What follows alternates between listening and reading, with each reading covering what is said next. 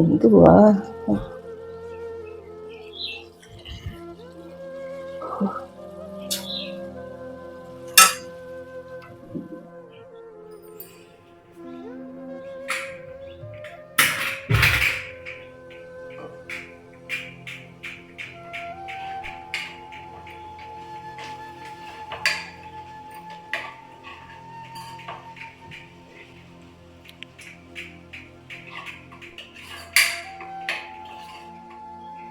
അല്ല നാദിറ, ഇതെന്തെന്നാ കാണിച്ചു വെച്ചിരിക്കുന്നേ? അതിലൊരു ഉപ്പും മുളകും ഒന്നും ശാശ്വതമായിട്ടിട്ടില്ലല്ലോ. എൻ്റെ ഉമ്മ, ഇതിൽ ഒരുപാട് ഉപ്പും ചായയിൽ കുറെ പഞ്ചസാരയും ഒക്കെ ആയിട്ടുണ്ടെങ്കിൽ നമ്മുടെ ശരീരത്തിന് അത് കേടാ.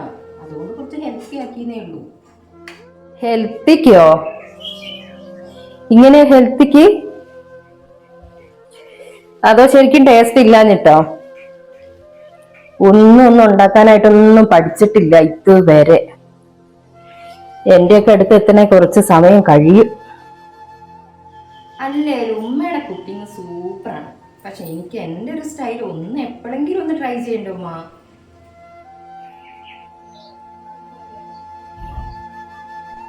അല്ലേലും ഉമ്മക്ക് ഞാൻ എന്ത് ചെയ്താലും ഇഷ്ടപ്പെടൂല.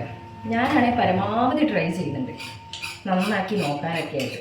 പക്ഷെ എന്താണെന്ന് അറിയത്തില്ല, അത് ഉമ്മക്ക് ഇഷ്ടപ്പെടാറില്ല. അതിന് ഇപ്പത്തെ കാലത്തെ പെൺകുട്ടിയൊക്കെ കുടുംബത്തിന്റെ വീടിന്റെ വില എന്തെങ്കിലും അറിയോ? എല്ലാം ഒരു തമാശയാ.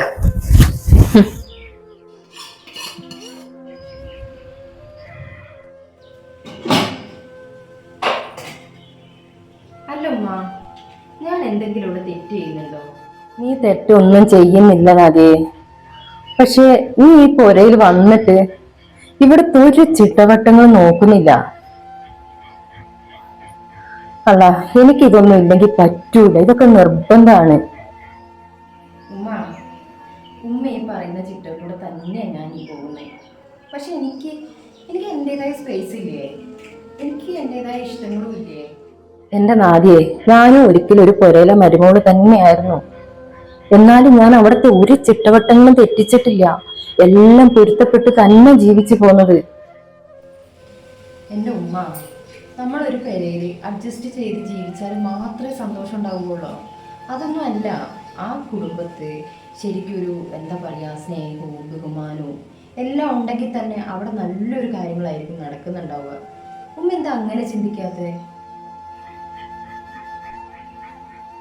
നമ്മൾ ശരിക്ക് തമ്മൂമ്മിൽ എല്ലാവരും അങ്ങോട്ടും ഇങ്ങോട്ടും ഓരോ സ്പേസ് അവരവർക്ക് കൊടുക്കുക, ഒപ്പം സ്നേഹവും ബഹുമാനവും കൊടുക്കുക. അപ്പം തന്നെ നമ്മുടെ എല്ലാ പ്രശ്നവും തീരും. ഇത് അങ്ങോട്ടും ഇങ്ങോട്ടും ഒരുപാട് നമ്മൾ ഞാനാണ് വലുത് നീയാണ് വലുത് എന്നുള്ളൊരു ചിന്ത വരുന്നത് കൊണ്ടാണ് ഈ പ്രശ്നം മൊത്തം ഉണ്ടാവണേ.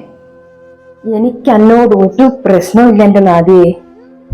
ഇൻഷാ അല്ലാഹ്. എനിക്ക് പേടിയാണ് എന്റെ പുരയില് എനിക്കൊരു സ്ഥാനം ഇല്ലാണ്ടായി പോവോ എന്നുള്ളൊരു പേടി. ഉമ്മ, എൻ്റെ ഉമ്മ, നിങ്ങളുടെ സ്ഥാനം ഇപ്പൊ ഇവിടെ ആരാ തട്ടിയെടുക്കണേ? എന്തിനാ നിങ്ങൾ ഇങ്ങനെയൊക്കെ ചിന്തിച്ചു കൂട്ടുന്നേ?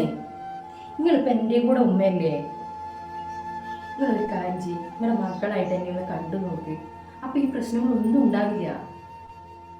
ഒരു മകളില്ലായിരുന്നു, അതുകൊണ്ട് ഞാൻ കുറച്ച് കടുപ്പായി പോയി മോളോട് നിറയാം. ഉമ്മ, ഞാൻ ഉണ്ടാവും. ഉമ്മാന്റെ കൂടെ ഒരു മകളായിട്ട് ഞാൻ ഉണ്ടാവും. ഇൻഷാ അല്ലാഹ് ഉമ്മ എന്നെ ഒരു മകളായിട്ട് അംഗീകരിച്ചാൽ മാത്രം മതി. ഞാൻ ശരിയാക്കി തരാം കറിയൊക്കെ.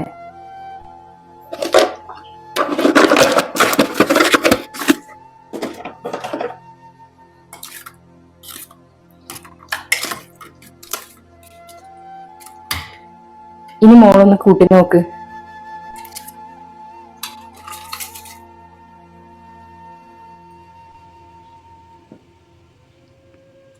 അടിപൊളിയായിട്ടുണ്ട് ഉമ്മ. ഇതിലിപ്പോൾ ഉമ്മയുടെ സ്നേഹം കൂടി ഉണ്ടല്ലോ.